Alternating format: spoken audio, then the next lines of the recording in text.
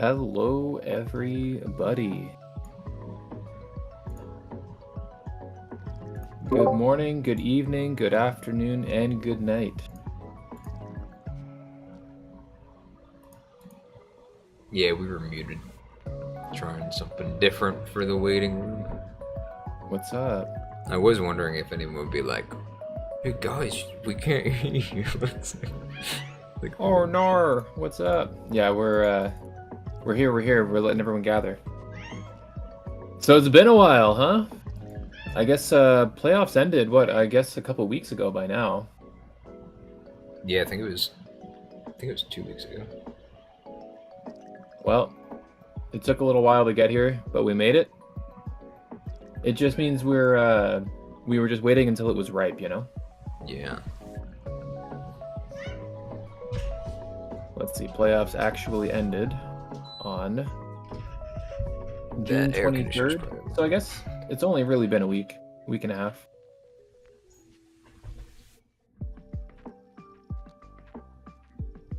Okay, so today on the menu, what are we looking like? So we're going through, obviously, each of the finals, and then to sort of answer Afonso's question in the chat too. We chose one match of each division from before the finals as well, but we were specifically trying to avoid matchups that had the finalists in them. And so, unfortunately for Afonso, his only other match that didn't have a finalist in it was the one where there was a forfeit like 5 turns in. So, not really a great one to review. So that being said, though, we do have one of our finalists here. And that Who we got with us? You wanna introduce yourself? Hello there, everybody. How are y'all doing? We got Stormtide, our Truant Division finalist, here to help analyze his experience in playoffs, maybe just an overview of your season and your team before we get into that as well. And hopefully we get a little bit of perspective on some of your decision making, some of your prep choices, etc. And yeah, I think that'd be awesome. So Stormtide is on a bit of a time crunch, so we do want to get straight into the Truant finals as soon as possible, and then we'll break down that. We'll go over his perspectives. We'll bid him adieu, and we'll move on to our other Truant battle that we had planned.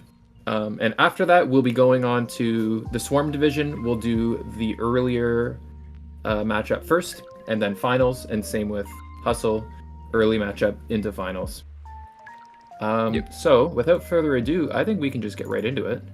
I'll join your stream to see what you're showing me, Toady, and hopping over go to right in the replay right now. And also worth noting, of course, our champion Kai Guy has a video of his perspective on his YouTube channel, so you can check that. That's been posted in the self promo channel. So we'll get perspective from both sides after this. Did he actually post his perspective of this battle? Yeah, he posted it. Awesome. Let me find that video, and I'll even just link it in the chat right now. Or maybe it was hold on, that might have been the match before. I thought I saw that one. Here's his most recent one was the 29th. I think I saw that and just figured it was the finals because it was against Karnveer in round 1. So he's a little behind, but I'll link his channel here as I usually do. He'll be posting his perspectives in the coming days, I'm sure. Good night, Afonso. Thanks for tuning in. So okay, so then we'll see that soon. So I actually specifically didn't watch that one because I was like, oh, this is the finals. I'll wait until after we do the review, then I'll watch it. But it's not even the finals, so it was not the finals. I'll have to wait. But so let's go ahead and get into it. So is there any preemptive? Yeah, I got some things you want to discuss here. So this matchup was a bit of a pain, as a lot of times it is prepping with this team that I drafted. So actually, let's talk about that for a sec. So obviously it was the running meme the whole season that you had the quad weather, the Avatar team with cast form as a Terra captain. I guess before we get into this match in particular, how did you feel running it through? I mean, an entire 8+ playoffs, an entire 11 weeks, trying to figure out which weather to bring and where. Like, what were some of your strategies, and how did you feel just playing such a meme team?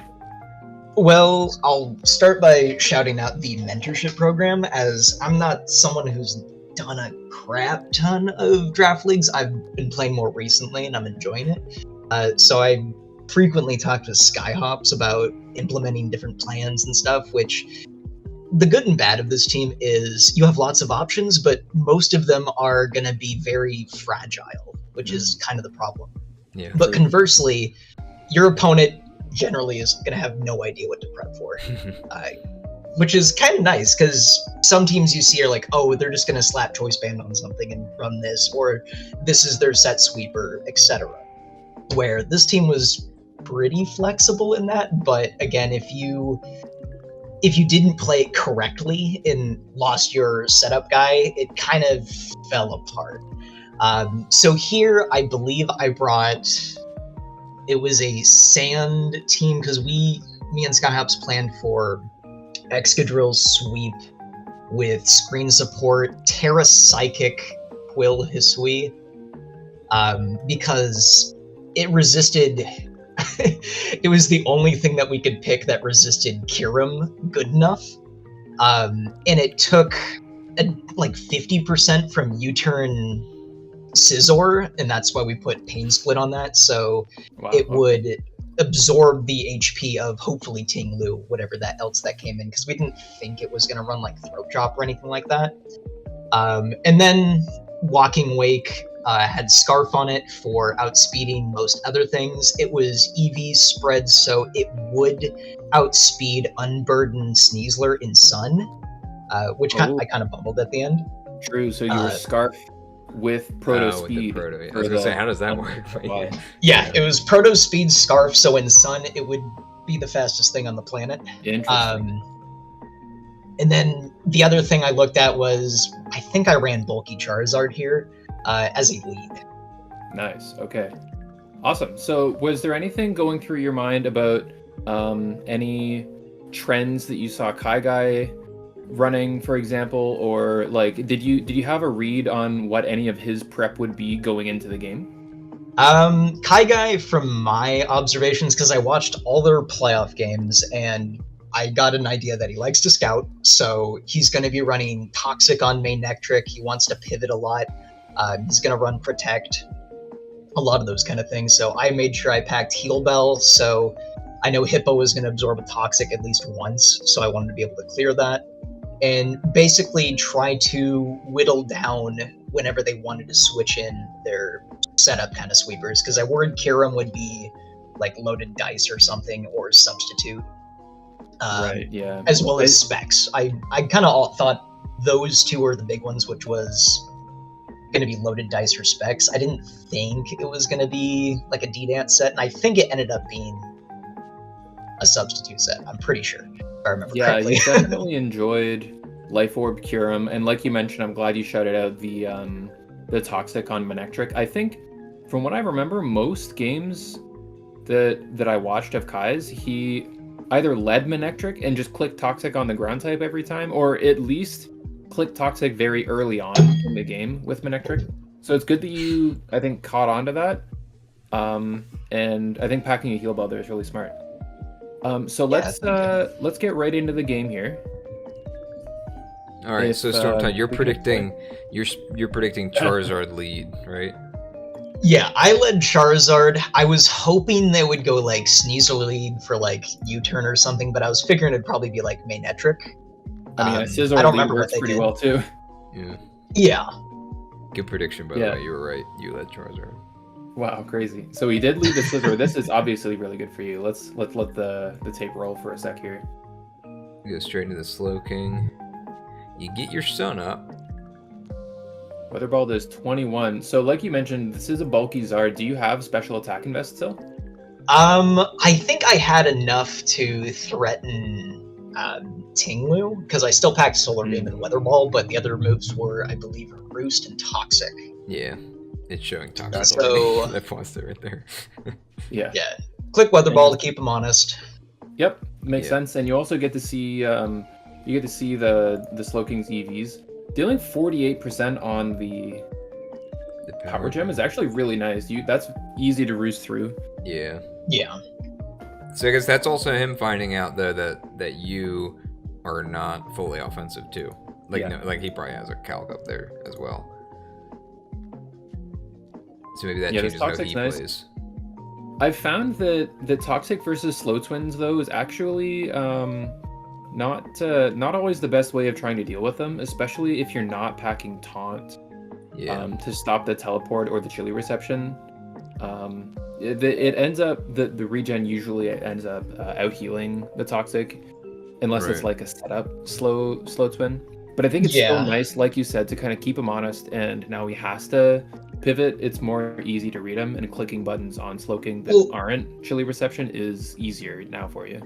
Right, and it was one of those things where if I click Toxic on it, it doesn't want to start eating Solar Beams. Yeah, and stay in. Right.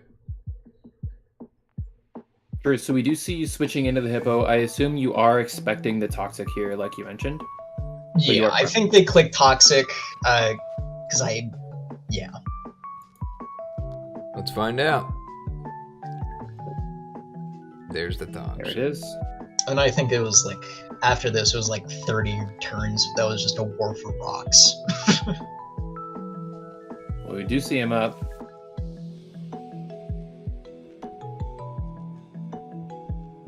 The kind of bad thing, I guess, with oh, actually, pause that turn. I forgot this turn could be really instructive. The turn before, when he switched while he had the sub up. Okay, so play this. Yeah, pause at the end of this turn. So it definitely sucks for you that your fairy type will set snow for the ice type, increasing its defense. It really makes it so that your Ninetales has to deal with this Kyurem on its own. It could run into situations where he's a Roselli Berry, or he's like Dragon Dance or something, and he just reads you're coming in with an Iron Head or Flash Cannon. Could get pretty tricky. Ends up going for the sub, and switches out immediately. And I actually, while watching this this battle live, I actually really respected the scout there that was scouting for Encore on the Ninetales, right? So Encore in here obviously would lock it into the substitute, and then would let you get free Veil after. So I think he opts to try and, before you can do that, try and take advantage of the Encore turn. Now, obviously, when we roll the tape and we reveal that you don't have Encore, when we roll the tape and we reveal that you don't have Encore. Yeah, because I think it was Heal Cody, Bell when we roll the tape. Okay. I thought you were gonna go on and say something before. That's okay. It shows that the Kyurem switching didn't matter, but I still think that it was a really instructive turn. Defog on Scizor is really annoying. I'm usually not a fan of it. You want to keep going? Yeah, it's gonna keep going. And now this is always free going around both sides. Yeah, you've revealed no leftovers, so all of this toxic chip is really adding up. I like the whirlwind. That was smart. Yep, that was smart. I would also say too that because the toxic is up, it's less of an opportunity cost to click the volt switch into the Hippo, because you know that he's not swapping out, right? Like if it were something that could actually get pivoted on, it's like, okay, well, now he's gone again. But the fact that he doesn't want to switch back out because he could just click it again or something, it's like it's still detrimental for him to stay in at that point. So it does force him to take 2 turns of toxic. I clicked Whirlwind a few too many times. Like, I should have leveraged Charizard more here, because I think my idea at the time was I was trying to see if he had Sash on Sneasler to break it. With the spikes. Yeah. Or even with the Sandstorm. Yeah, that's something that's nice, potentially, is even if it is Sash, you can just switch in Hippo after the Sash procs to just kill it. Right. Just guaranteed extra chip there. So it brings up the Slow King. We got two toxic boys here. Yeah, he's learned his lesson and just went into the Regenerator Mon, which is, I think, a lot smarter. I imagine this Chili's. Yep, that's good. And you were pretty much forced to switch there on the Hippo, or else you were going to take a lot of damage on Toxic. Yeah. And he actually scouts the Scarf, which is really interesting. I'm not sure I would have made that same play. I might have gotten got by that. Yeah, nice Toxic there. So you're saying that he scouts it by swapping out the Manectric. Yes. But does the Manectric actually kill Wake here though? Even if it was faster? No. I don't believe so, no. No. It does like 77. But, yeah, but you have Volt Switch, yeah.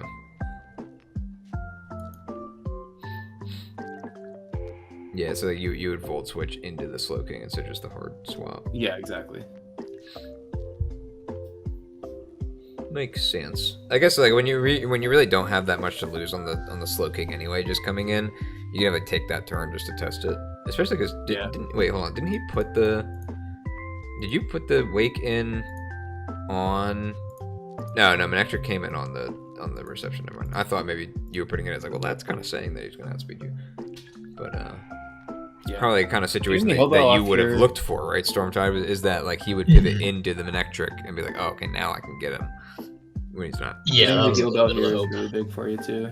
Yeah, what is that? The heal bell? No, the Hippo's not on the same timer that it was. And it basically just means that the Slow King wasted its turn here too, which is nice. Yeah. And really, when you think about it, like Heal Bell, that move slot's probably like what would have been Encore. I think overall, Heal Bell ends up being more useful in this. Oh, so question: How tricky was it for you, prepping all of these weather shenanigans against the Slow King? Honestly, since Slow King sets on a move and not entry, it's like I can just switch, and Snow's not terrible either. I don't know. It's one of those things where I try to think about the team building where it's not going to be like, I need an absolute weather until it's like time to sweep, essentially. So if they're changing the weather on me, like I'm just going to probably switch out, like if Charizard's in or something like that. Like, It also means too I'm not going to get caught in like Solar Beam charging for a turn because it's going to be negative priority. Yeah, and on that too, you were running the Weather Ball, which I thought maybe even just running Flamethrower or Fire Blast in that position where the opponent can just change the weather. You know, for example, you switch Charizard in on Slow King that clicks Chilly Reception, and you're stuck there with no Sun and no Fire move. You know, it could be pretty. I did talk with SkyOps about that, and we still liked Ice Weather Ball. I was gonna say, I think that looks good for the Ting Lu. Yeah, like Kyurem still takes a chunk from it. Ting Lu takes damage. Like it was one of those things. And like the mon that could come in on it anyway, if it was a fire move, also like it's not like that much worse than clicking a fire move on Slow King. Yeah. Yeah, I guess that's true. Alrighty, let's keep it going here. I guess the biggest downside is the Scizor, is if you don't have the fire move for him.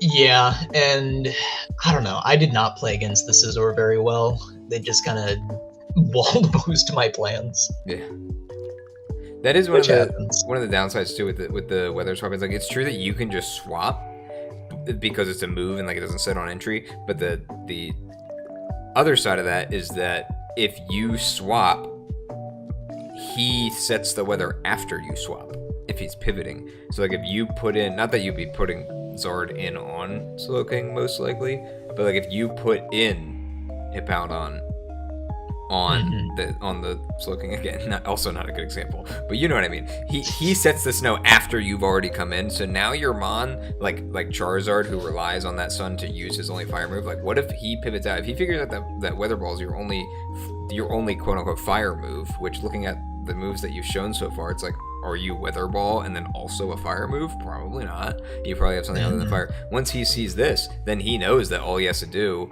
with Slowking on the Zard is pivot out. If you try to bring Zard in on Scizor, then you don't have your, like, he's putting Snow up. Like if you're trying to make that swap, like you can always put Scizor in Snow against the Zard, and he can't hit you. Is what I'm trying to say. It is revealed already how much, let alone a Scalded Sun, but a Power Gem on Zard, that it already does less than 50. So you actually can switch Zard in on the Slowking. Yeah, that's true. And it's not as bad as like switching Hippo in on a Scald, for example. Yeah. But, I guess so. You said the war here kind of goes on for rocks for a few turns. We might be able to skip ahead for a sec. Yeah. How long? Okay, Kirim comes in. Do you know how many turns is the whole fight? It's like 70 or something. Okay, so we can I don't think it's that long. skip quite a bit. Here, I see rocks going up and It down. felt like 70. I'll say that. I'll double check exactly how long. It does go for a while before something dies. I mean, here's something interesting maybe happening with the taunt. Let's just play from here, I guess. Just see if there's anything interesting. So we got the -1 attack icicle spear. It was actually pretty close to 70. Yeah. Yeah, I don't think the first one dies until like 40 or 50 now that I think about it. Wow. Because I'm trying to remember watching this. So he's staying in and just clicking the icicle spear. That's at -1. Huh. Yeah. To an ice type in snow too. Can't scale shot it. It must have Iron Head last move, surely, right? Maybe was this? Yeah, that was on the swap. No, he doesn't. No. If it even, I think it gets Iron Head. I know it has Flash Cannon. I think the last move was to D-Dance, if I remember correctly. That's a nice veil too, actually. Yeah. Well, there goes the nice never mind. veil. Yeah. Or. Yeah. It was a nice veil. Mm-hmm. It just wasn't for very long. Okay, so let's explain this Terra Psychic here. Yeah. Not your usual What's going Terra on type, with this?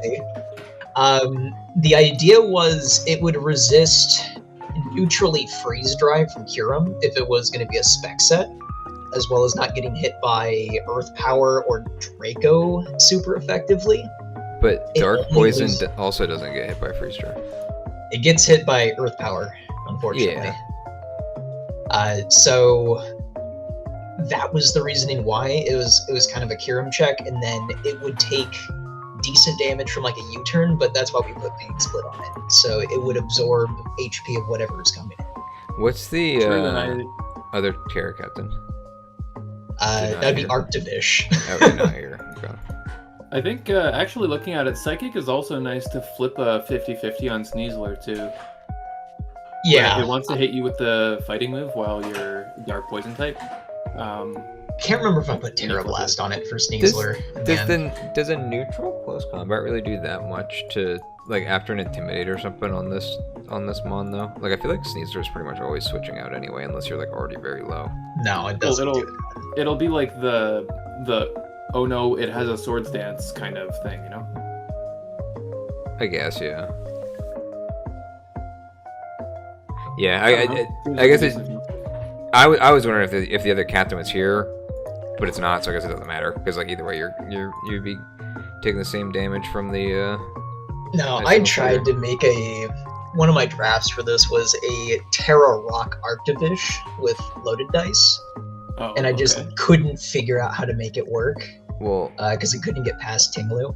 I was gonna say Tinglu, and then even Sneasler resists rock, but I guess it's Well, actually, yeah. What does it hit the Sneasler with? Super effective. Anything? Psychic like Fang? Quake or something? Yeah, Psychic Fang is probably. Yeah. Interesting. I can't say I'd let you in my kitchen, but it's cool that you're cooking. Here's the first blood. Yeah. Turn 39. 39. Tyrum of all things. Yeah. We do have a spike up still. We don't have a spike up dude, still. you gotta stop saying that. They just go away as soon as you say something. Yeah. All right, now don't We do mention have rocks up. No, hold on. Interesting that he's going for the toxic again, knowing that the heal bell is there. Though I guess it is at 12%, and it would force that turn. If you get your own rocks like this, then yeah. Have we seen? Is this Ninetales boots or is it something else? Because I mean, I can't imagine. I believe it was rock. boots. Yeah. One of the perks of running the quad weather is that you're never really feeling obligated to run the weather extending item because you just reset it every time you come in. Yeah, unless it's like you're going for like a specific scape. Yeah. Like I think I ran With Smooth the- Rock a few times on Hippo, but Right. most of the time I'm like just Light Clay was usually the bet or boots. Yeah. Yeah, it makes a lot of sense. I guess ice usually doesn't run the extender, like because you would do like the clay for the Aurora Veil, if not boots. Oh well, I think it is I only boots. ran it once it is for boots. Arctifish. Okay, nice. There's Well, the it doesn't bullet matter. punch.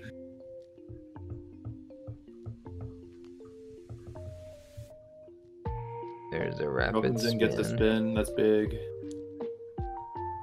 Not actually doing a whole lot with the U-turn there. What was the set on the scissor? Do you remember? I was BP, U-turn, defog, and roost. Okay. Get the intimidate off while the rocks are down. I like it. Oh yeah, because he's dead. Nice Big pains pain with there. split There's too. there's This that Hellfish is alive plane again. working out. And you do still have the Excadrill to get rid of the rocks again. Yeah, it goes for the roost though, so that does mean you do get to keep this. Ooh, Mhm. does he though? Oh, it's rough Oh the yeah, helmet, the slack and you on. get the slack too. That's really, really big. Now the poison is gonna stick around for good now. Yeah, Yeah. but you're still healing more than you're losing in those couple turns. I don't know about this turn though. This is where something in retrospect, like I could have gone for like defog PP stall, I think. I might have But just it said just to like never just came to out. swap maybe to the Zard that's full HP on this. This is where I should have swapped a Zard. Well, I mean, like on that turn here, I know like you wanted to get the whirlwind up, but also like you're about to take what is it, 25%. Like you did a pretty good job of getting back up to above 50% with the toxic up, and now instead of leaving at that point, like leaving like while you're like at least at like 50% ish, and going into the Zard, who's not going to die to the Scizor. At worst, you're getting defogged or U-turned on. But now he's back to the first tick of Toxic the next time he comes in. And then if you want to continue your plan, you can do it then. But now, when you come back in, you're going to be at 43%, minus Rock's chip as well. And if you come in on a turn that's not a revenge position, then you're also taking the toxic chip on that first turn that you come in. So you end up effectively way lower HP. That was the thing Well- me and Sky talked about, which was probably the biggest blunder I did, Yeah. is I just didn't leverage that. Yeah. Well, This I is the think turn that I'm is talking true. about. Well, I think that's true. I think seeing a Hippowdon that's about to take 25% toxic damage, and you have a Scizor out, how likely do you think it is that the Hippowdon's switching out? Pretty likely. It is, right? yeah. But I'm saying that And you're also so- not taking that much from the U-turn, and I don't know. I just don't think So- you're in that bad of So a let me position. finish. There's Stealth Rocks up. Yeah, you take 50. You take 50 from the Stealth Rocks and a negligible damage from the U-turn, and Manectric comes back in. You have a 50% HP Hippowdon, and a Zard that dies the next time it comes into rocks, with your only spinner being already at 60%. So it already doesn't look very good. Well, You know, doesn't if you make that Excadrill switch- just come in on the Manectric instead of the Hippo? I dies to Flamethrower. Oh, is he running it? I don't really know what the Manectric runs normally. Yeah, I That's think it was some sort of Toxic fire T-Bolt, move. Volt Switch, Flamethrower. Okay. Yeah, and that flamethrower in the sun would also be pretty brutal. Yeah, and yeah, you don't have sand at that point too. So there isn't really a good button to click. I don't think it's as easy as saying you should have done this because your Hippowdon was at full HP, because it is Yeah. really readable. I didn't think about But the rocks there. I don't think he went for the reads. So it No.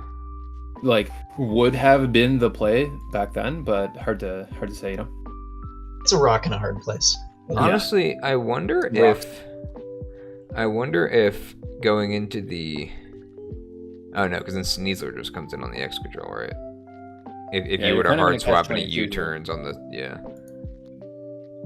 But then again, I mean, you have your half health Quillfish now for the Sneasler. There he is already psychic. So do we know if he has the U-turn? Yeah, I mean, you end up in a lot of just pivot 50-50s with that. Yeah. But yeah, I mean, he didn't end up going for it either way. I forgot about the rocks with the Zard because that does make a pretty big difference. But I was just thinking more like, you know, you're now coming back in, even though you're at 23 before rocks and potential additional toxic chip. You know, that's a lot harder to come in on. You kind of got to figure out who you want to be getting rid of.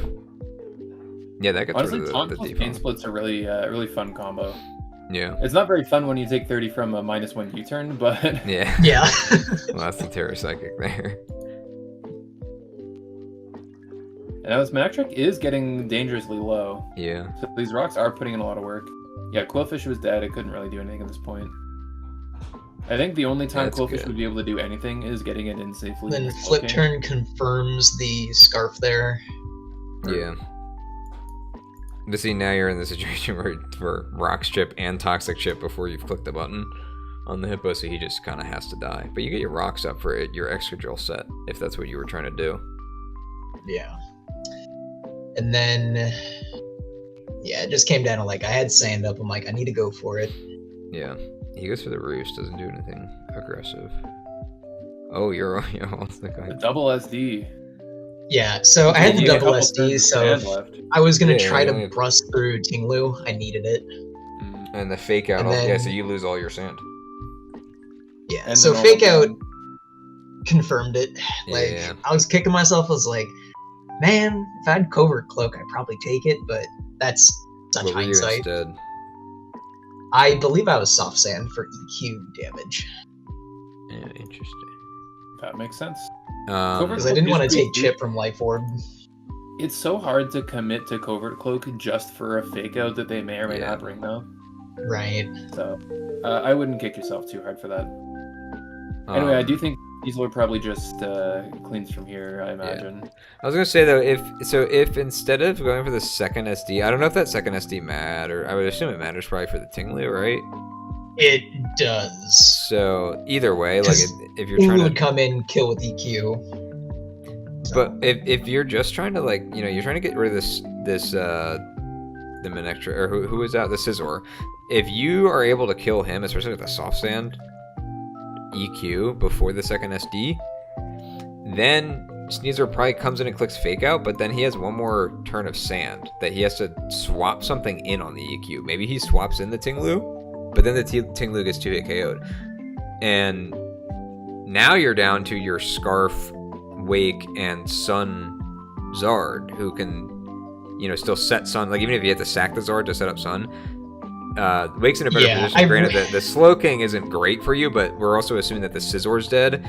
I feel like the Wake kills these two, and then you might just win on Toxic. Does he? I mean, I guess he Toxics you, but like, who's winning faster? You clicking Sun Boosted Hydro Steam on him with Toxic already on him, or him clicking Toxic on you for the first turn and then chipping you down with, I guess, Power Gem, right? Yeah, that did go through my head a bit. It just, I don't know. I looked at the calcs and I didn't like my chances, and I was like, Yeah, no, that it makes sense. happens. It's all good. It's definitely a line worth exploring, and it seems like you and Skyobs did review it after, so... Yeah, So, no, it was a good lesson. Very tricky team to maneuver, and Kai Guy Yeah. played very No well. excuse. So I think, Oops. needless to Okay, say, to go to the beginning. nobody was We don't expecting you to have make it here. I think even at the beginning of the season, I made a joke about if you made it to playoffs, you already won. Yeah, that's the funny And thing. here Is you like, are in grand finals. you could have just like played to the team's actual potential, and then we wouldn't be criticizing you right now. It's the fact that you made it here is why we're drilling in I like that critique. with though. this I like with this learning meme stuff. team.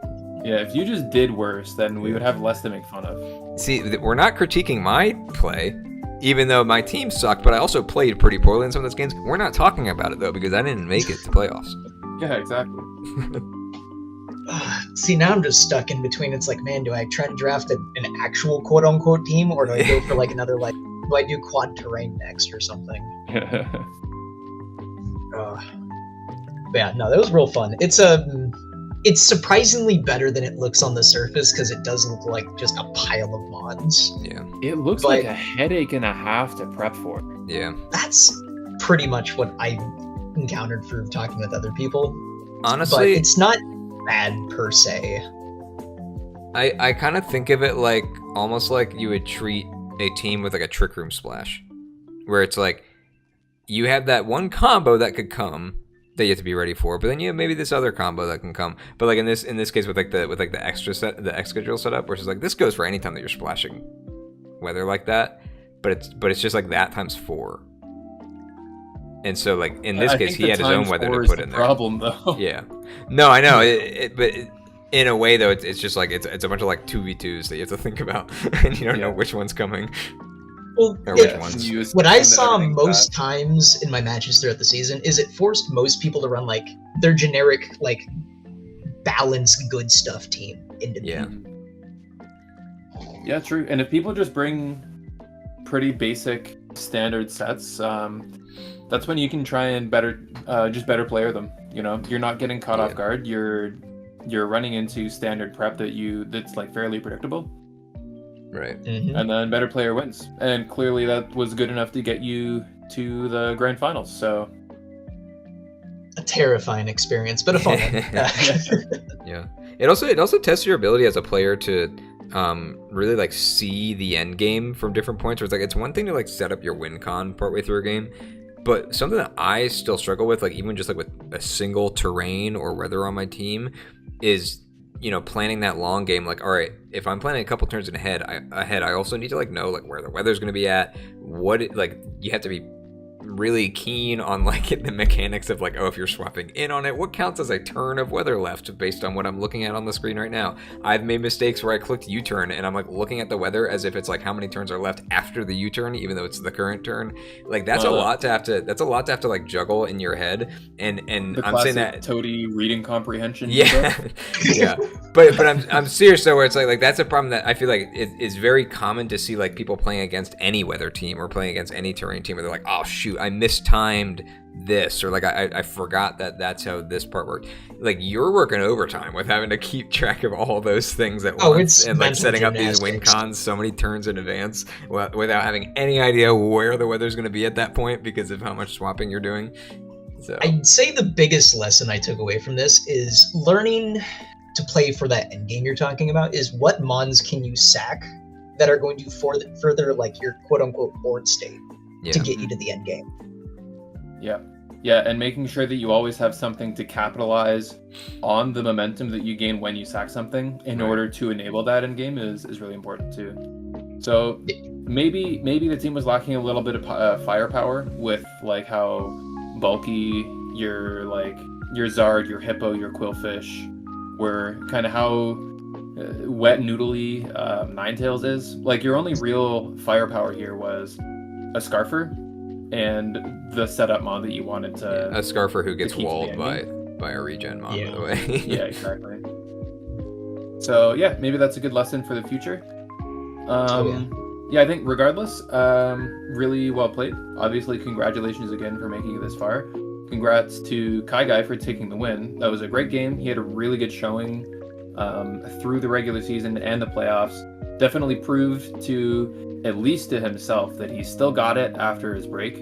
Actually, looking now, we actually have Kai Guy in the chat right now. What's up, dude? Welcome. Yo. We're Absolutely. just winding down covering your game right now, so gonna have to. When's the video gonna have coming to- out? Yeah, I think you still have a couple of videos that you owe us, huh? All good. Congrats to both of you. Really well played. And yeah, you should be proud of your performance. Yeah, it was good, and I hope to get a rematch in the future sometime, maybe in NBA. Ooh, maybe. All right, All right. Sometag, well, thanks for joining us. Thanks for the input on your perspective as well. And hopefully, wink, wink, nudge, nudge, we get the Kai Guy experience at some point as well. And then, yeah, that'll be a fun watch. Take care with the rest of it and enjoy. Peace Awesome. out. Thanks, man. See you later. All right, so we were gonna go back to the other truant game that was on Yes. here. Yes. So this was Tony and Lethal. This is a round 1 game, but it was a really this is serious round 1 game.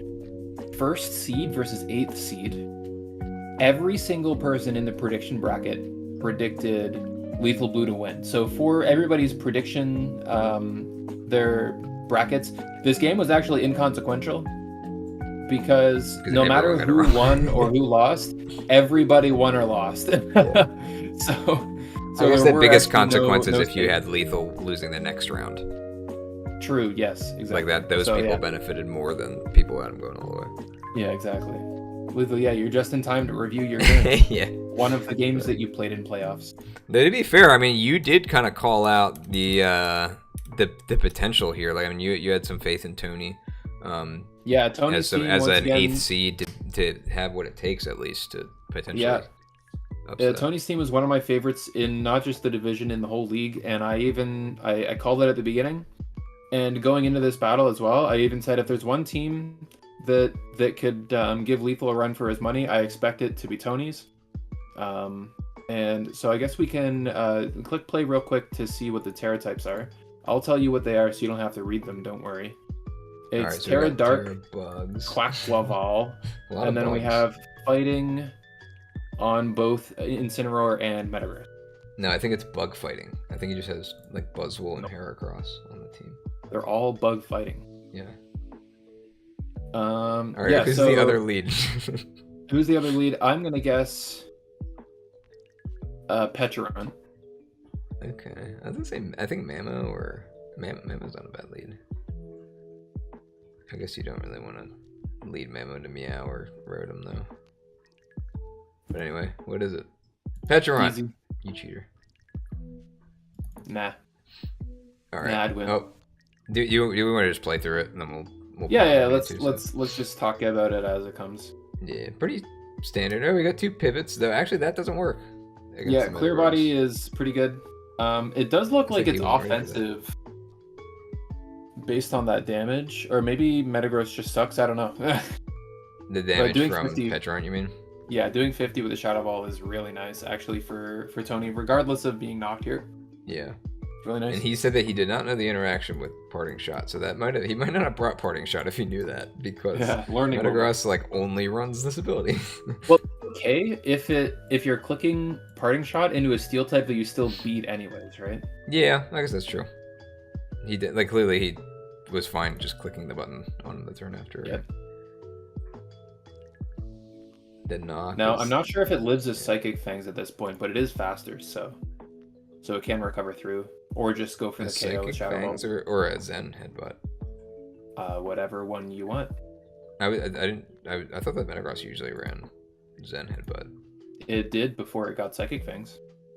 Oh, I didn't know that it didn't have Psychic Fangs before. Yeah, same time it got knocked off. I just always see Zen Headbutt. I mean, not having the not since 90% last time. accuracy is nice. Yeah. Okay, So- Incineroar's in. Yeah. And there's a recover. And that's a nice recover, That's too. I mean, cool. like, he knocked off the Black Sludge, but now not having that vulnerability to knock off in general against now a Metagross that that's kind of the move that he wants to click on you. Like, does he have much else to hit him with? That's a pretty good position to be in. Well, I would Metagross think. had to switch there. Because it would have been outsped. Right. No, I'm saying that, like, you can see that the move that he intends to click on Petron is the knockoff. So now at a later point, you're pretty safe bringing the Petron on the Metagross, because probably the strongest thing that he can do is a half power knockoff.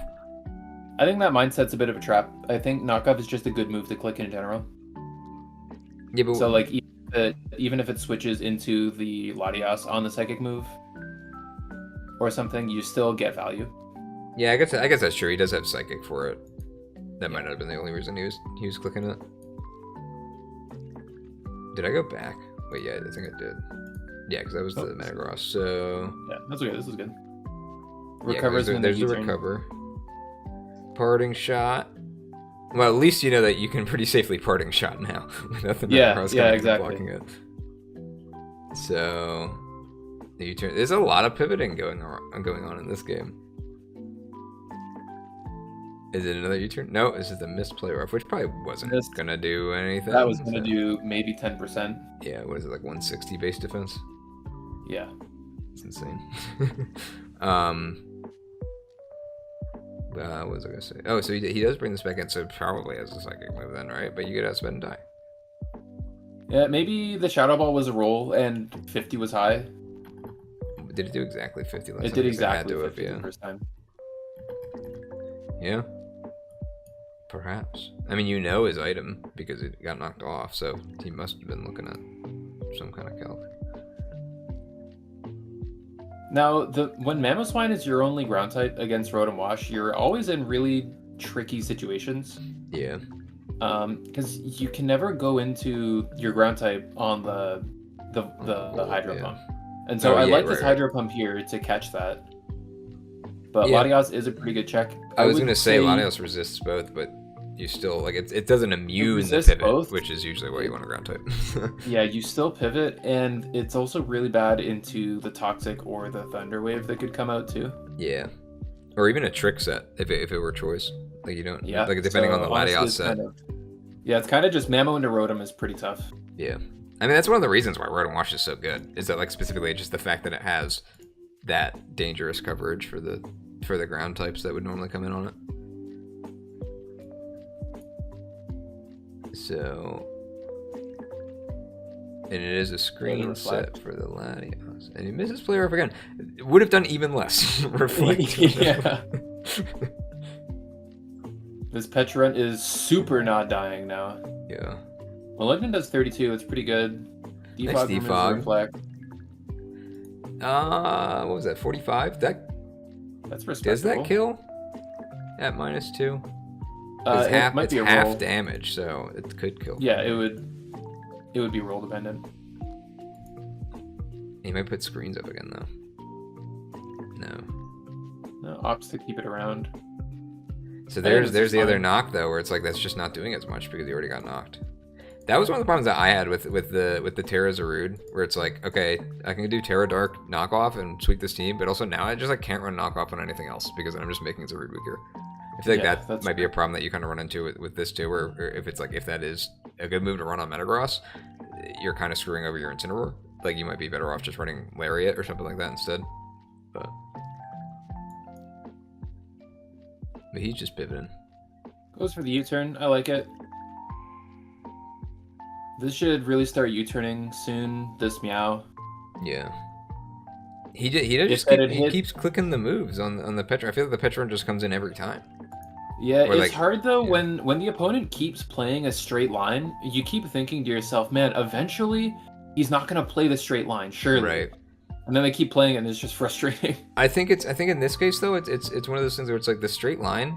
Like, what do you really have to lose on Petrun there? Oh yeah, exactly. Oh, I agree. Like so it's like you can just run that straight line. Yeah, Meow's got to start clicking U-turn soon. Yeah.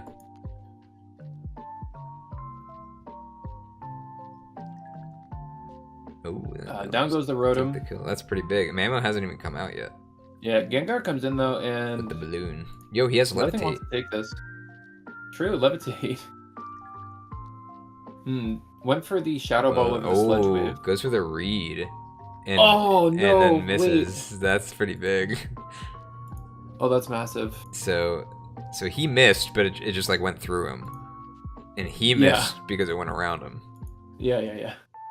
So that's pretty big then. I'm assuming that that probably kills, right? I mean, depending on. I mean, the fact that he switches out here shows to me that the Darkrai probably Wait, is he? I thought we saw him just use. How many times has he been out? This is the second time. I guess that's the thing. I thought he clicked Dark Pulse. That's why he went for the Reed in the first place, because you can't click Dark Pulse into Focus Blast because this is going to be Scarf. Right. Or Specs or whatever. And I guess the Scarf is to outspeed a Scarf Meow, just to protect against that, or maybe like a boosted Chomp. Yeah, +1 Chomp. Even any Scarves. Yeah. Yeah, just speed control. Shadow Ball is really big. It still has its balloon up too. Yeah. Hits the Focus Sash on the Focus Blast. Yeah. Knockoff. Takes it down. Knock. That's That's gotta be unfortunate. You know, when you bring the balloon, you're probably at least partially expecting that to be for the Mamo, but then he just brings knock. Yeah, if you're Sash Mamo, surely you run Oblivious instead of Thick Fat, right? Like, it gets intimidated by the Incineroar here, and I feel like that's a mistake. Maybe Thick Fat for the other part of the Incineroar, though. Yeah, but I mean, you're Sash, right? Yeah. And he is Terra, so, like, clearly he just goes Terra fighting, so it's like the Thick Fat wouldn't even help much. Oh! He got Puppeteer. The Poison Puppeteer, the 50% into the 25%. Yeah. The fact that Petrun is 88 speed is actually so good. Yeah. And that's like still slow compared to a lot of other like mythicals that have the 100 spread, but it's still like pretty fast for a bulky mon. Yeah, it's just kind of it's reminiscent of like Mandibuzz, right? Yeah. Where it's actually weirdly quick. Yeah. Despite how fat it is, right? That connects. I've got flashbacks about Togekiss versus Garchomp. I just lost my Garchomp to Togekiss last week. Oh. I was +2 Megachomp Stone Edge on a crit, and it died to Charty Berry Togekiss living at like 2% from the +2 Stone Edge, and clicking counter. Out prepped. Sent me to the Shadow Realm. Alright, so... Your Chomp is -1 though into the Quack. Yeah, I was gonna say, that's not a good position. So he clicks the Aqua Step. Now, I think I saw something. Did I see something? I did see something, yeah. Okay, I thought I saw this before I went back a couple turns. That's pretty smart, bringing it in on the Quack for that. Because you think, like, as the Quack user, that, you know, your safest bet for the Grass type that outspeeds you is clicking Aqua Step on the swap, and then you have your close combat. Outspeeding it. But, so that's really smart, specifically on Meow for that matchup. Yeah. But again, still just clicking the Yeah, unfortunately Petrun. Yeah, I'm curious about the Sucker Punch there, because I feel like isn't it pretty obvious that he recovers there? I mean, he knows your moves. I think that just shows that it doesn't have a dark move other than Sucker. Yeah, I guess. Because, like, it's got to have U-turn, right? Probably. Yeah. Oh, that's what I'm assuming its last move would be. Yeah. That's interesting. But I guess, like, again, you can't really run knockoff because you're running on 2 other mons, right? Like, so it's a rough spot to be in. If it doesn't have U-turn, then a lot of these decisions make a lot more sense. But the Malignant Chain's critting. I don't think that matters too much. So does the Poison Puppeteer not proc if he's already toxic when he comes back in? I thought it was just anytime that Petrun. I thought that anytime that Petrun was in on a target that was toxic. No. But I guess it would have had to be one that like it toxic, and it would have to remember that it toxic it. No, it doesn't work that way. Okay, so it's only the turn that it actually. Yeah. Procs. When you proc poison, you also compete. Interesting. I was like, I didn't. So Chomp can still take it from here, barring maybe like Ice Shard shenanigans. Yeah. But the EQ barely even does 50 to Petrun. That's crazy. It's still like, I think it was a little over 50, wasn't it? Yeah, it barely did 50. 54. Yeah. Okay. I thought you were saying like barely, like as in almost did 50. But I mean, yeah. You can just kind of come in and get the parting shot, and then you survive another one if you need to come back in on the parting shot. Garchomp. But Ice Beam. So this has to be Scarfed, yeah. Yeah, if I was right about this being Scarfed, it might be over here. Yachi Berry. Crit on the Yachi Berry, that probably mattered. So, okay. We know this Meow probably just loses the one. Well, he's going to run out of recovers before he runs out of suckers. But the sucker probably doesn't kill. Like, if he recovers to full, the sucker's not going to kill. I'm just curious, like, if, let's say that the Chomp survives there, couldn't Ice Shard probably just finish off whatever it was at? Like Ice Shard, you just if it's just Chomp and Meow left, you just click Ice Shard. If it has Ice Shard. Who knows? Yeah, exactly. If it has it. There's a sucker.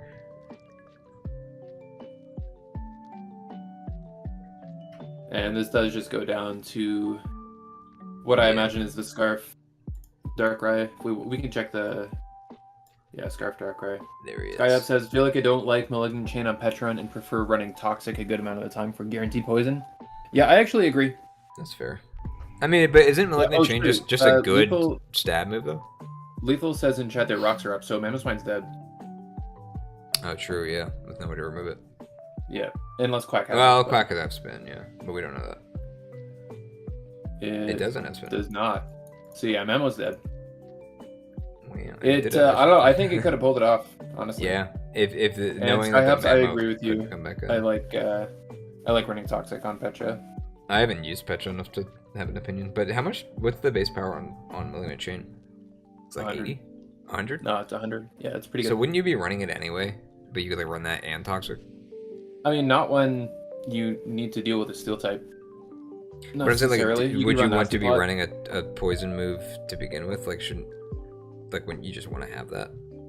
Well, sometimes just a poison move, like since it's not a guaranteed poison, sometimes a strong poison move doesn't guarantee anything, and you'd rather have a utility move. Yeah, I don't know what its coverage is like for the Steel types either. It doesn't have coverage. It has So ghost moves, and it Just has like poison stab moves, Shadow Ball. and it has defense curl. Wow, defense curl is pretty good. recover. That was an AV Quack too. Let's see, what else do we got on here? Is there anything else on this team that could have? Wait, did the Quack have? I'm not sure. No, it didn't have ice. I was looking to see if maybe the Quack had Ice Spinner, but it doesn't. It has Aqua Jet though. I wonder if Aqua Jet would have killed. Like from whatever Chomp ended up at. Let's say that there's no crit. Aqua Jet might kill. That's a max Maybe. attack Jolly. We have a lot to get through still, so I Yeah. think we wrap this up. Congrats to Tony for beating the almost undefeated Lethal, who ended up just losing week 8, the undefeated streak. To my boy. I guess you can see it was Dave. really downhill from there, hey? And then, yeah, congrats to Tony. It sucks for everybody in the predictions bracket who lost a lot of points for claiming Lethal as your victor like I did. By the way, did not have U-turn. It was just spikes. But even the spikes, I feel like, are better to just get up on those turns. I don't know. We can move on from that one. Yeah. On to the next, we have Oh, our early round is the Swarm playoff. This is the Swarm like round 2 or 1. I believe this is round 1. Let me check.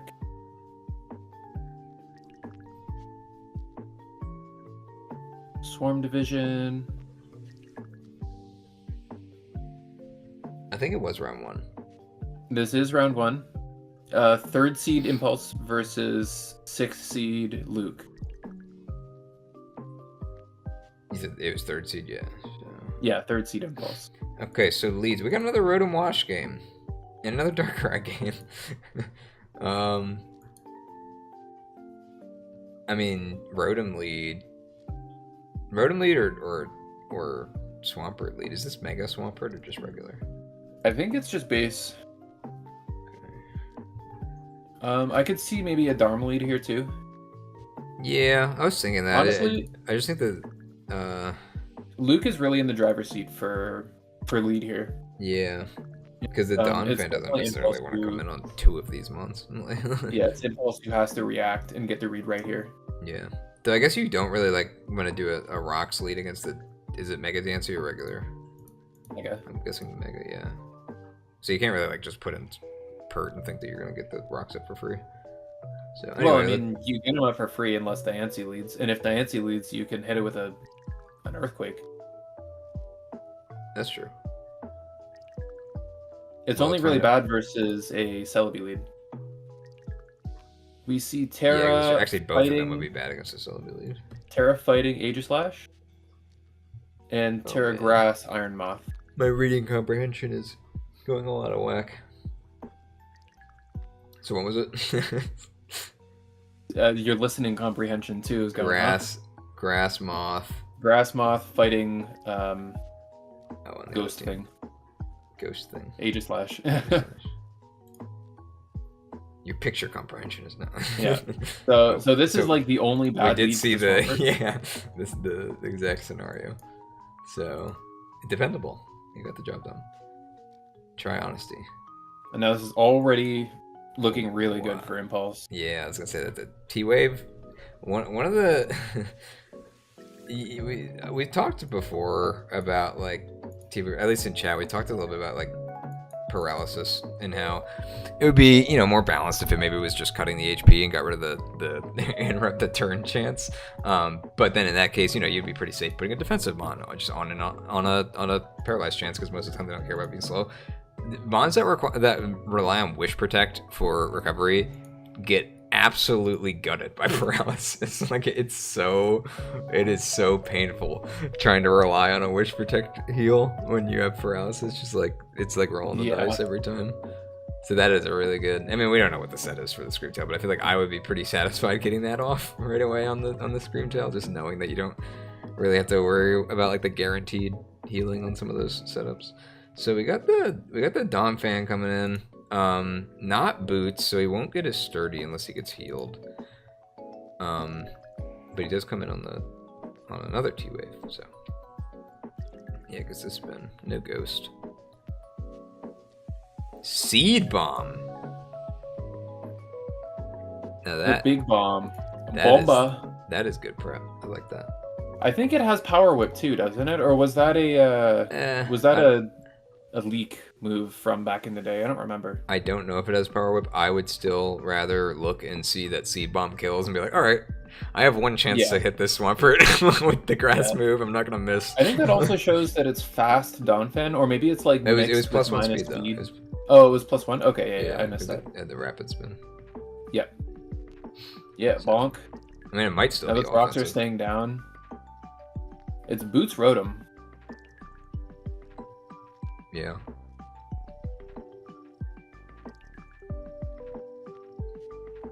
Yeah, all this grass coverage for the double water is looking really tough for Luke. Yeah. I mean, it's unfortunate when you have, and you know, I would say a pretty solid team, but when two of your mons, one weakness is grass, you're going to run into a lot of grass coverage. Yeah, and that's a lot of your defensive core too, so. Yeah. It's pretty tough. Wisp probably doesn't care too much the about the Wisp. Yeah. Oh yeah, natural care. I was gonna say like as a special attacker, it doesn't really care, but yeah. Celebi's already put in so much work here. It just did 60 God. to the Rotom. I mean, yeah, it's completely fine to just die here. Yeah, Pert's gone. Rotom's at 39. Yeah, I think you're fine. You'd rather sack the Celebi than get damage on your Aegislash for sure. And there is a wish on the Screamtail. Oh, survives though. Sneak doesn't kill. And gets the wish. Wow. Oh, but the Lumberry. That's nice. What tech? I guess that's probably why you're clicking Sneak there then. I guess. Yeah. That's pretty good. I mean, is there a chance that oh, this is interesting. This might, maybe calling out the Terra. Maybe it does more than just the Fiery Dance. I mean, I'm sure it does because it's just stab. Yeah, I mean, it just kind of dies. Yeah. The Shadow Sneak might have killed, honestly. Yeah. EQ finally gets Aegislash down. And not even super effective. Because he was fighting. Donphan didn't spin, so it's not faster. Right. Darkrai's the switch here, though. That heals up their Rotom a lot, really nicely. Flinch? Until... Oh, no, never mind. I was waiting for the flinch, too. Yeah. It might as well have flinched. Actually, a higher chance to flinch than to miss that. Okay, there's a trade-off. Well... Break. Yeah, you take those moments. Is that common for Roaring? Is that his best? For Brick Break? Probably not common, but it's fine. But I'm wondering if that's his best option. I guess it is. Like, it's probably the only thing that hits Darkrai super effectively. Could this be Scarf? So this could... Ooh. If it was Scarfed Arm, it could have just flinched through everything. I'm pretty sure that revealed that it was Gale Wing. Talon? Check the... Yeah, it was Scarf. Yeah. So that means it was Gale Wing's Talon. I'm just looking to see Yachi for the... So this was a pretty actually split set. Like it had some investment in both. I wonder if that 84 speed was a check mark for, or a checkpoint for something like maybe like +1, maybe outsped Moth. but I don't think it'll outspeed Moth with that little speed. It's probably for something like you don't think it would at +1? Non-Scarf Darm. Maybe. Sorry, I don't think +1 84 speed Donphan outspeeds Iron Moth. I guess Donphan is like way slower than It's 50 the other- speed. yeah. There's no way. And it's adamant too, yeah. Yeah, and Moth always has the chance of being booster speed too. So Right. Yeah, you probably don't need to invest in that. probably for like Rotom. Whoa, 2 assault vest. When it was booster anyway. It was 2 assault vest. Oh, it was AV Moon and And AV Pert. so Huh. probably So the Focus for Blast probably the didn't Celebi. matter. I wonder if the Pert survives an energy ball, and that's what the AV was for. I mean, maybe not. Probably for Diancie. Could be, but I just think that you're probably not expecting the Mon to be running the coverage to be the physical Donphan. So Yeah. either way, Yeah, so GG to Impulse. That unfortunately was the end of Luke's short playoff run. But both of these guys had good seasons. And Impulse did obviously go on to lose in the second round. Because when we go to our next replay, we will see. which one are we doing the Swarm finals? Yeah, Okay. next replay Oh, we'll that's see not that this neither of one. them It's this one. neither of them are there. Yep. As for the rules have- of not having the repeats. We have our GOAT, NBA Leezy. NBA Noted Leezy. hustle mod, swarm connoisseur, and mentee to Overmat. Climbed his way to fame up all the way until the grand finals here, under the tutelage of Overmat, which is when he finally decided, you know what, Matt, I'll take this on my own. And he didn't ask Matt for any help. Went into the solo, tried to prove himself, prove the carried allegations wrong. And Royce was in here with the unserviceable, undraftable, Unsalvageable. unwinnable, unsalvageable, completely awful team that he took over from, I don't even remember his name, from Dark FE. Yeah. You know what's so funny? looking at it immediately, what's funny? Every time that I see Keysing on the team preview, just hiding behind somebody. Yeah. Like, by the way, I have a I weak just always find that hilarious. Yeah. So off the bat, let's take a look at Terra's here. I believe it's Terrakian. And I don't remember. It's Okay, we have Fairy, Urshi, and well, Savali's not Terra though. That's just its. No, it's not Terra. Is that just revealing its plate? So no, a tech that Matt has been doing in his games when he has Silvally is, and obviously Lee is Matt's mentee, so I expect this to be passed down, this cursed knowledge.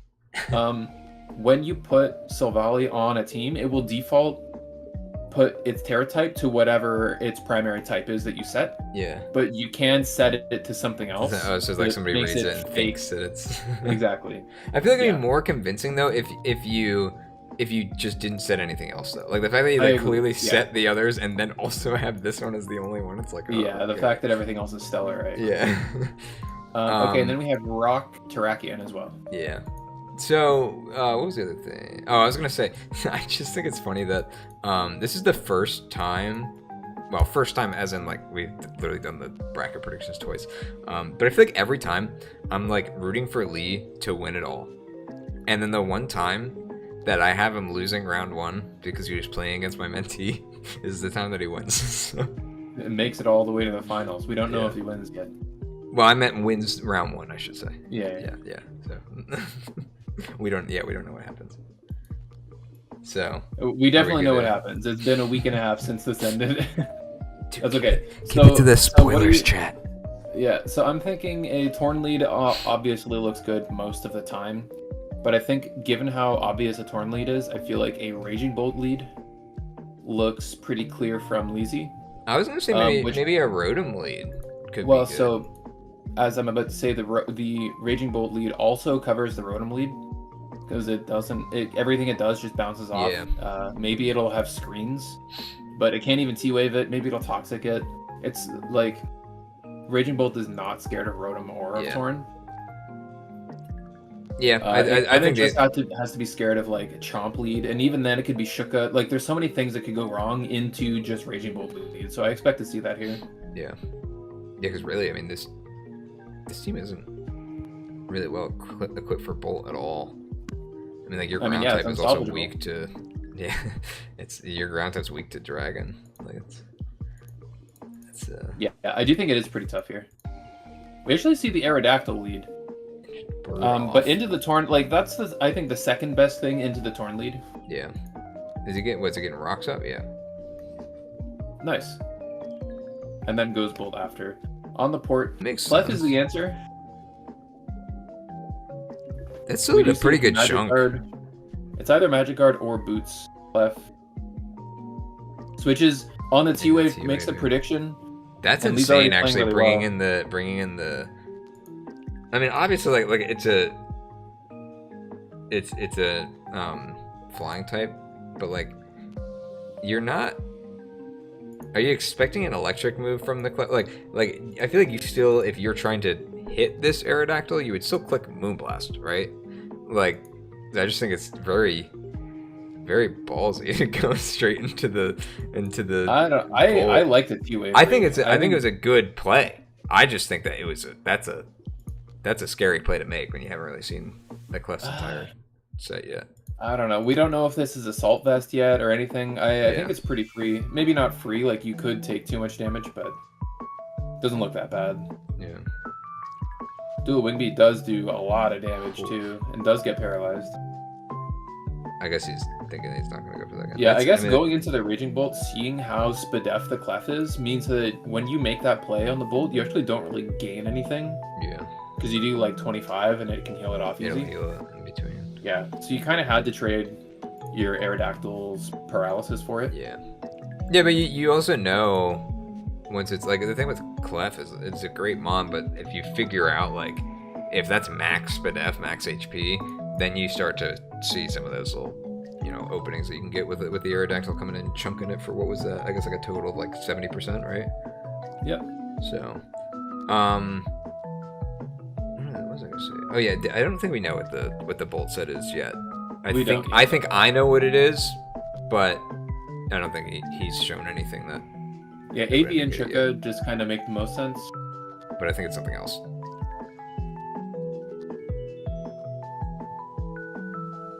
Oh, it was AV. Okay, never mind. I was remembering the Scarf, but it's because it got tricked. Because I see him clicking Volt Switch a lot. I ran Scarf Bolt in like once in my other league. It was actually pretty nice, and it might have been against a Rotom team as well, because specifically to bring it in on tricks. Because it'd be like, okay, now we're just tricking our Scarf back and forth. So it was actually pretty funny. So that's why I remembered seeing at the end of the game that he was Scarf, but that's what I'm remembering. It's because it got tricked.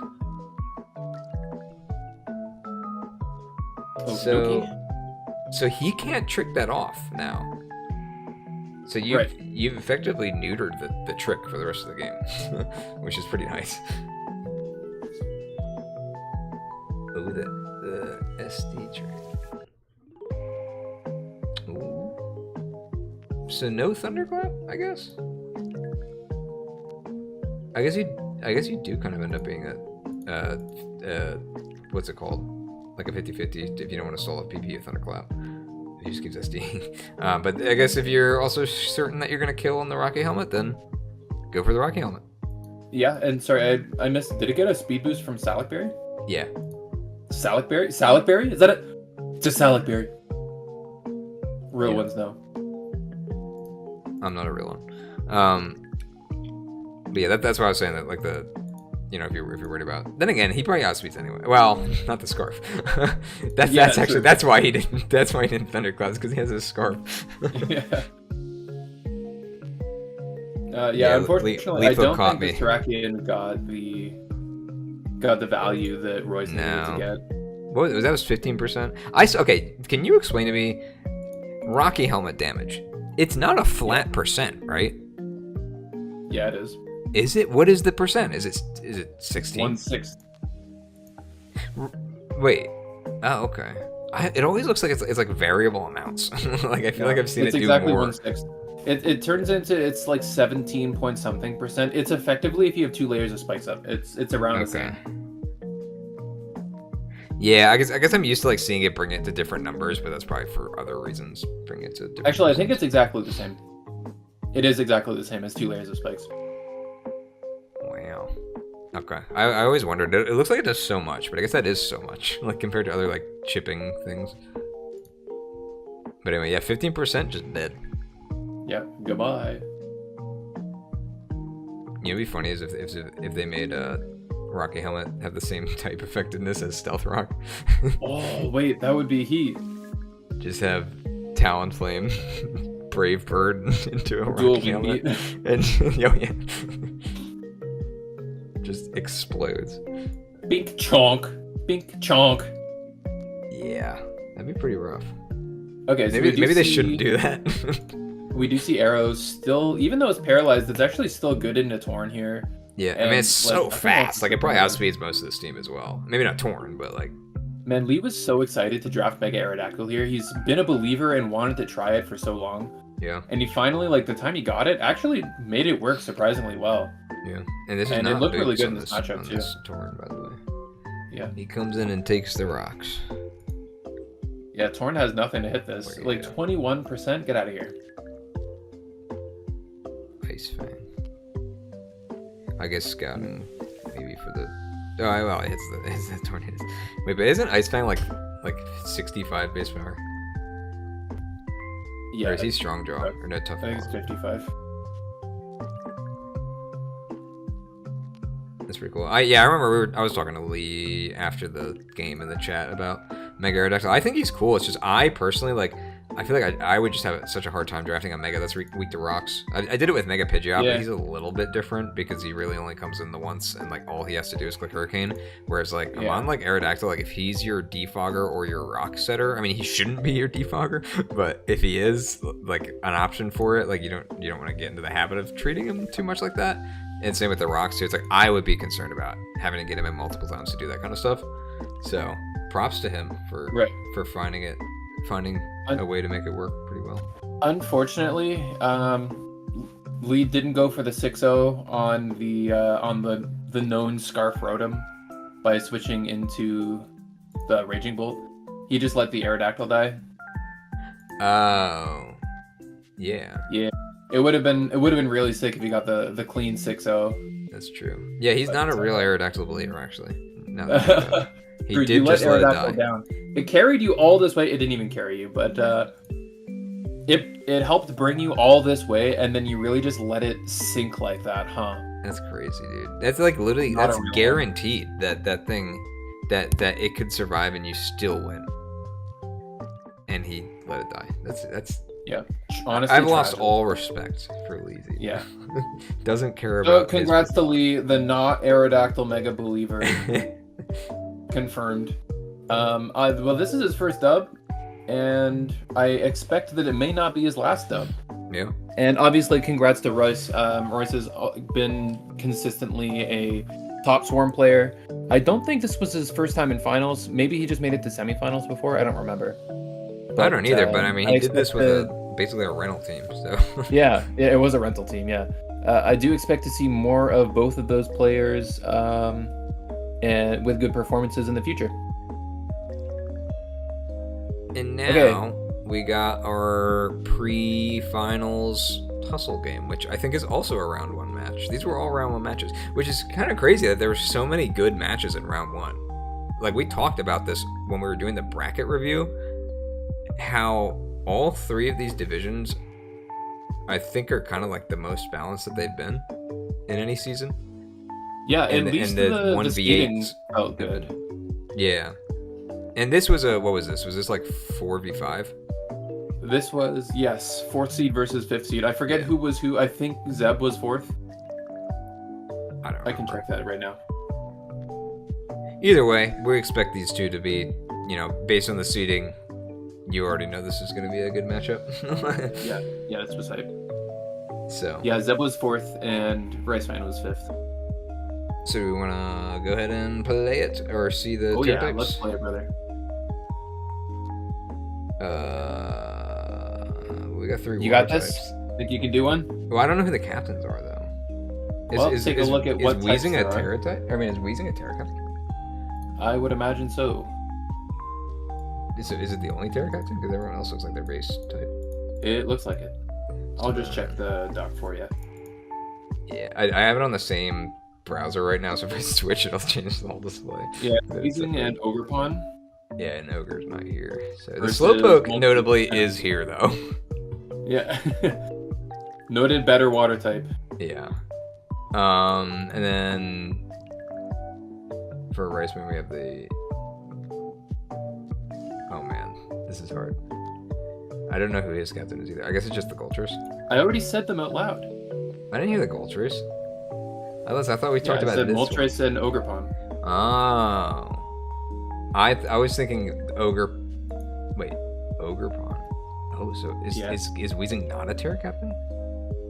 Weezing and Ogrepon water versus Moltres Galar and Ogrepon. Ogrepon's on this team though. You know what? Let's just play the replay. Oh. True. That's why I'm confused. Like you're saying, like Ogrepon and this person. Like, okay, well, Ogrepon's not here. I know why you're confused. I thought you were being cheeky about it. No, I don't like under- You don't understand that Riceman maybe didn't bring his second Terra Captain? I understood it at first, which is why I made the Slowpoke joke. But then when we were clarifying, you're like Ogrepon and the Weezing. I was like, oh wait, hold on, Ogrepon is here. And then I got more confused. Yeah. All right, we predicted this lead. This is what we talked about in the last 2 minutes. Yo, Matt Salvetta is around, and he's about 15 minutes behind. It looks like, Yeah, that's about 2 layers of spikes. But confirmed, it is the same as 2 spikes. It is. So let's Okay, yeah, we got so you the see Gallade. Gulchers. This is Mega Gallade versus Terra Moltres here. I didn't see what type Moltres was though. Sorry. Grass. We talked about Grass. this. Grass is good. Though really, I mean, wouldn't the base, like the current typing, just be better for Gallade? I mean, what is he running to hit it? It could have ice coverage, but otherwise, yeah. So, like, Well, I wouldn't. I'm not saying expect grass Terra is to good run. now, but grass is good in general versus the water type He sand. did it. He did it anyway. I guess I you're think calling on out the a- Primarina. That makes sense. Yeah, on a Prim switch, that's fine. There's the ice beam. Terra Grass is good, but it doesn't shed the ice weakness, which is a little unfortunate. Oh, he's not going to do much to Slowpoke. Negative damage, actually. Didn't you see the Slowpoke in week 7 or whatever it was? Less than a Ninetales overheat, though. Or more than a Ninetales overheat, sorry. Wow. Neutralizing gas versus the Libero is pretty cute. Means Cinderace misses out on a little bit of damage as it takes. Yeah, though honestly, it just helmet. pauses it though, right? So like if Weezing were to swap out, then you get the Protean like as if or the Libero like as if it was the first time, which could Yeah, in theory work Cinderace is against it. switching out first, right? So, Yeah, like, you take less from the Zen. You kind of just get sludge bombed down. it is Geezing v Weezing though. That's pretty cool. Yeah, and they're both neutralizing gas. That thing ate. Oh my god. But wait, girl ate too. It's just a nuking him. Wait, He's dead. that rapid spin was so greedy. He's dead. Wow. Slowpoke may have actually just won the game. That's crazy. They're going for the. Wow. Because What there's is no this way. play? There's no way you think that kills, right? Like he's not doing it like, oh, this will finish him off, and then I'll get it. Like, is he expecting a swap? I think Zeb clarified in post that he expected Slowpoke to regen off into like a Like Latios Latios? switch or something. Yeah. That makes sense. Yeah, especially if the move that you're clicking to kill the Slowbro is Quake.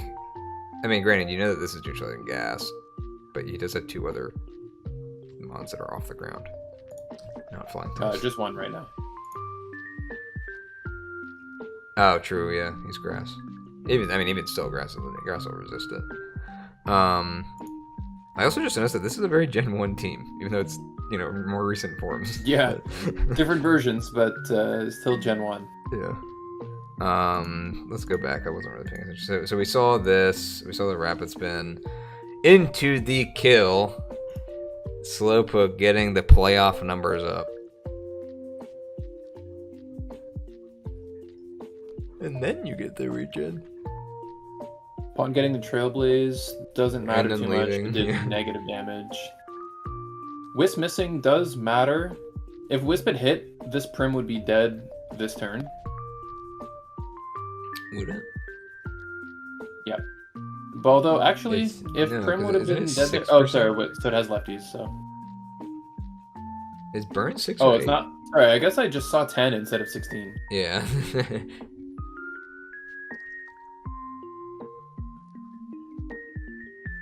This is +2.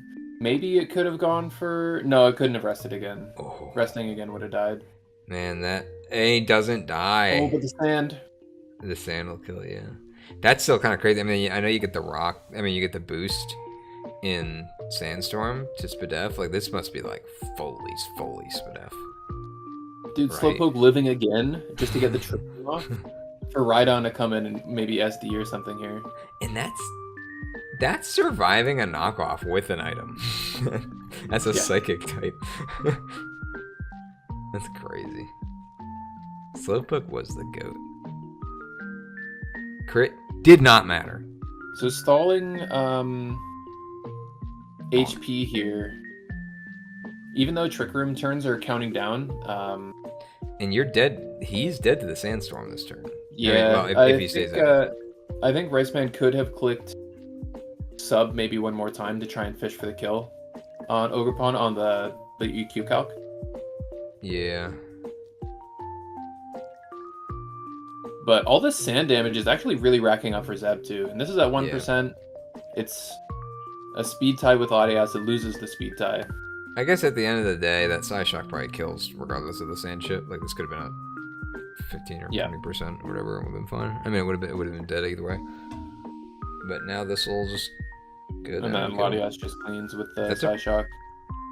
That was a fun game because it like you see like some similar stuff on these teams too, like the double wheezing, and you said that he has the regular Ogerpon as well in the back that didn't come. Yeah. That's that's pretty funny actually that they have such similar pieces, even if it's just a couple of them. True. I think, like you said earlier, this isn't the first time Slowpoke has come to a battle. I think Riceman has actually brought Slowpoke probably more than he brought half of his team.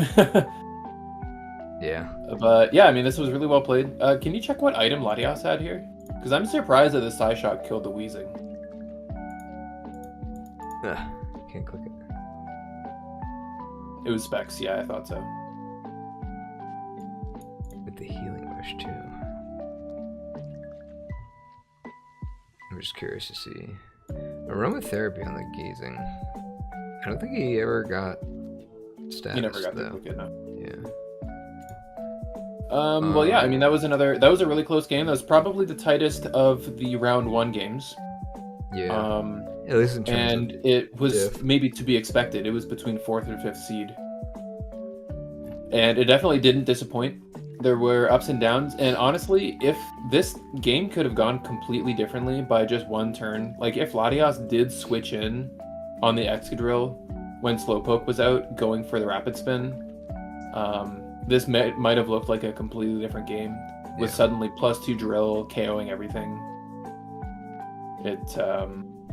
Definitely on a nice edge. So good game to both. Congrats to Riceman for winning. And obviously, once again, looking at our next match, Riceman did not go on to the finals. I think he lost to Overmat in the second round. Who ended up making it here to finals to play against Night Triumphant. and Az, who is here in chat with us right now. And now Matt's caught up to live. Sick. He's here just in time for a review of his battle. So Matt, if you have anything to chime in, and as you as well, if you have anything to chime in about your game, you can type it in chat, and we'll get to it when we can. Oh, look, he's talking about Goldtrace's Terra type. Wow.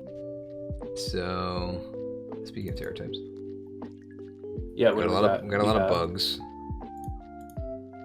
So it's gonna be Terra, Bug, Zapdos. Makes sense. Okay. No, it's ground Volcanion versus Flying Thundy. Interesting. I guess that makes sense. To give yourself flying stab. And it's not necessarily Dragon Silvally. This is the same thing I was actually Yeah, just talking to you This about. is his strat. Yeah. But he did it properly, where he has everything else as its base type. Yeah.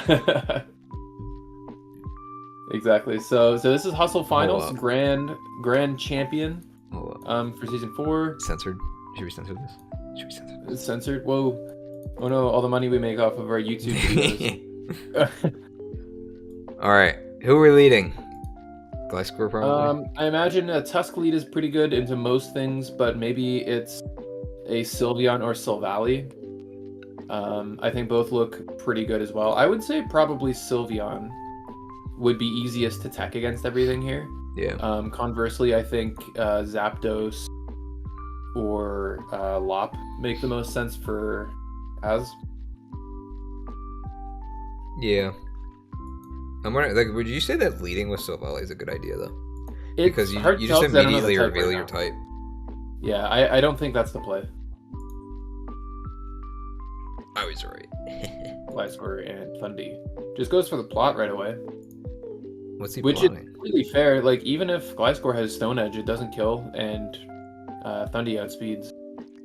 Terra Flying Bonk. basically just one shots this thing, What is it even? and it's gonna slower, do? so it can't encore. It just gets bonked. It kind of just died.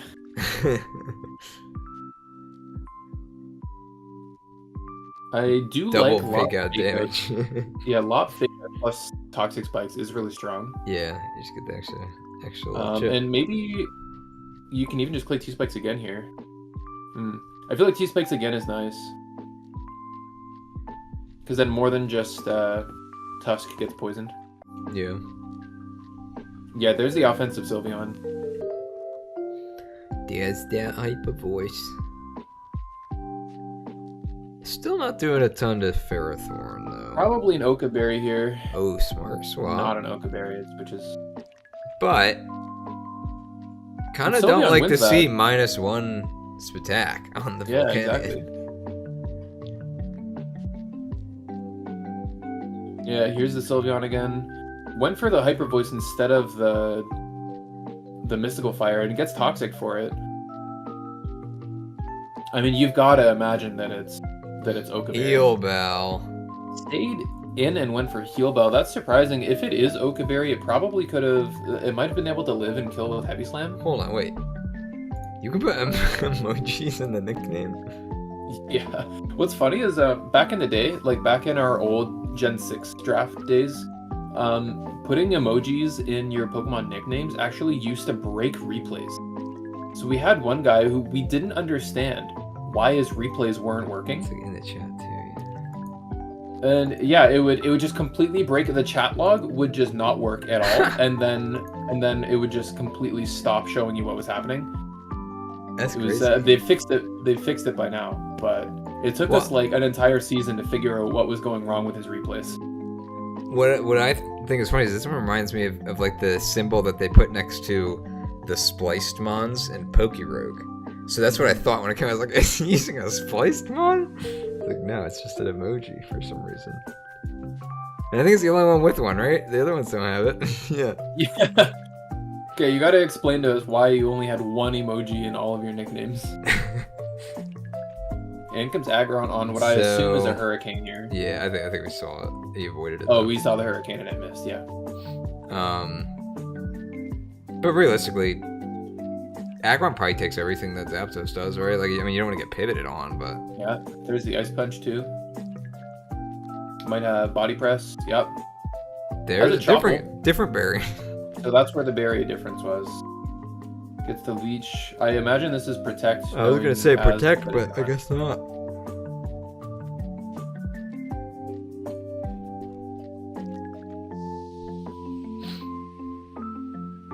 Sylveon goes down, unless maybe it has Fake Out. Or, I mean, Quick Attack.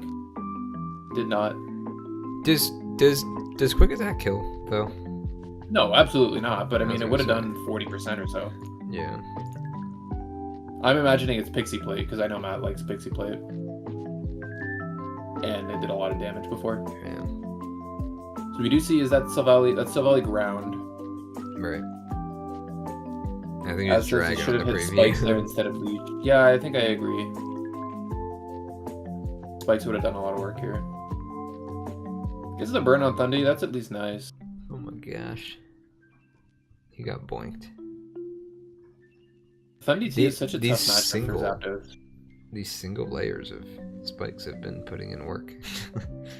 Just the regular poison. And no more heal bell.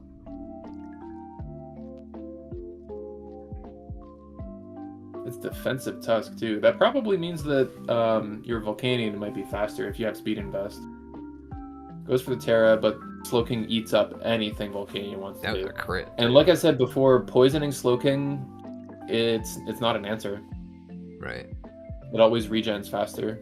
I mean, regular poisons honestly might even be a little better than Yeah, the toxic. I agree. But even still, yeah, like that's the case where it's worse because you can stay in longer. Yeah, and what's crazy is that extra spike might have actually let Lop kill the Aggron. Well, no, because you got leash damage, and that's the exact same as a spike damage. So actually, this endgame Wait, would have regular spike? Does he have regular spikes? Yeah, he said in chat he should have clicked spike instead of leech seed Oh. on Pharaoh on the time. I was thinking I saw that message, but I didn't really. I thought he was talking about the extra T spikes. on that other he turn. said that just more recently. With spikes up, I unironically win from that position. I don't know. I So- think Aggron so what turn is was at the that? same HP. It was the turn that he leached.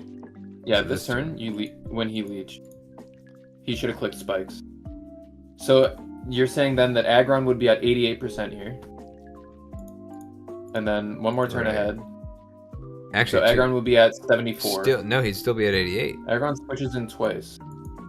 but he's still in. He took 2 turns of leech seed. Yeah. Oh, that's so- iron bars. Never mind. Yeah. He didn't get the leech seed on the lob. That's right.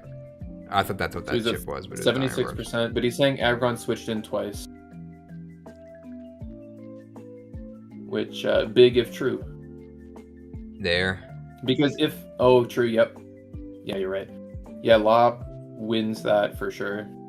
It would have to have Tusklid's one as well, Matt says. It would have to make sure it kills Slowking. Don't know the Slowking to be here. Yeah, Tusk was offensive, or defensive rather, with HP. Body Press. What But did the Lop we don't know if have? Lop has triple axle. Can you check if Lop has axle? Yeah, do you want me to just skip? I guess Yeah. we saw all that.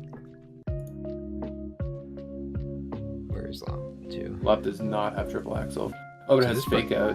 This probably doesn't kill the Slowking then from full. Well, it wasn't full. It was at whatever it got chipped down to with poison plus regen.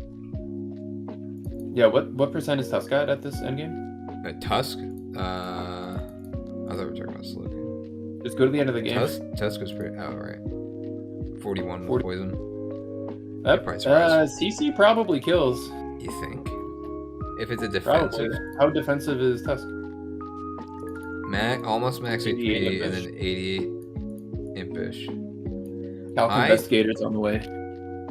What do you think it does, Tody? Lop CC, Jolly Lop The- CC. the Is it Jolly?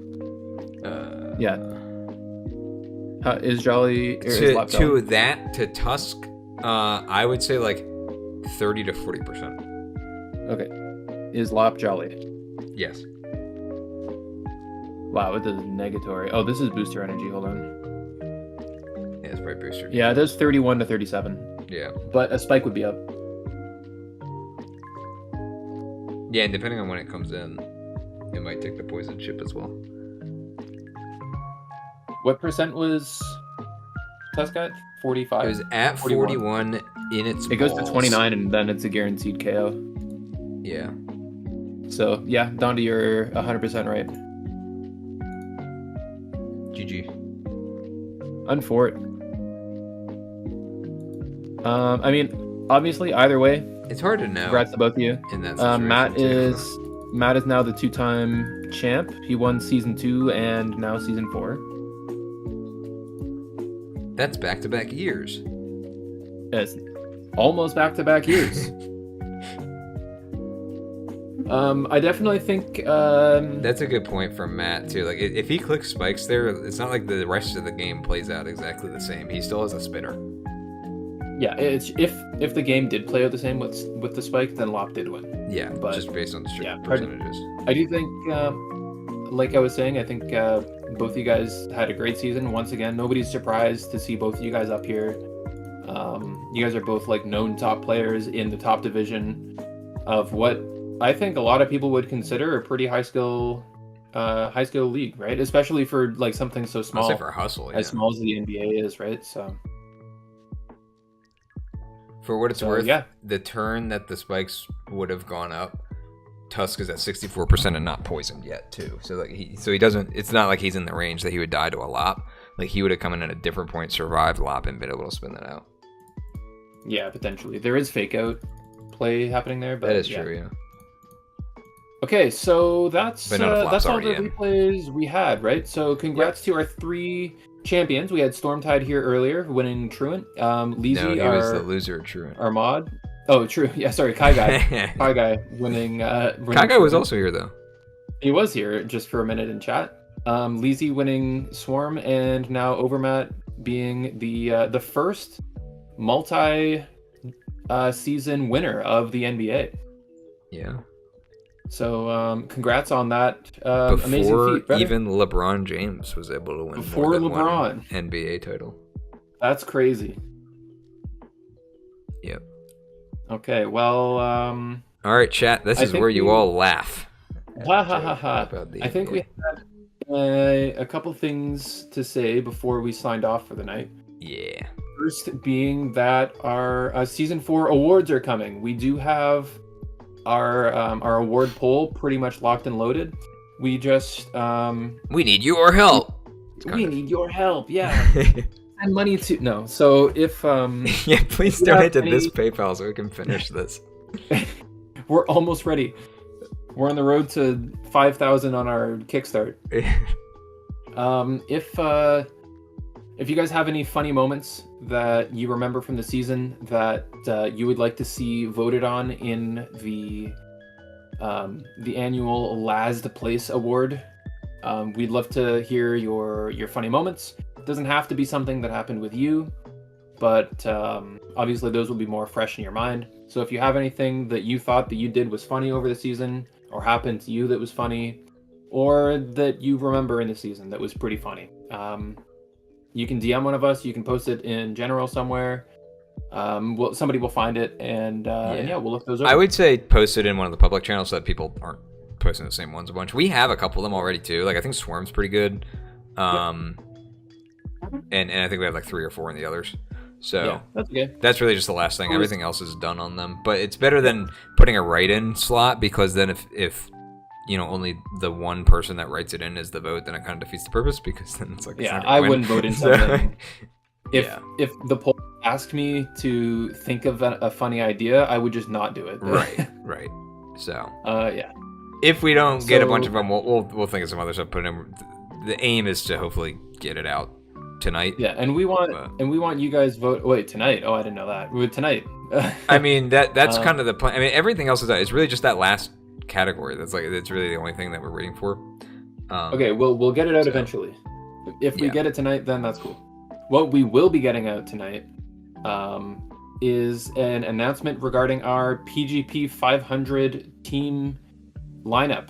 All we- 500 applicants were selected. All 500 of Congratulations. them.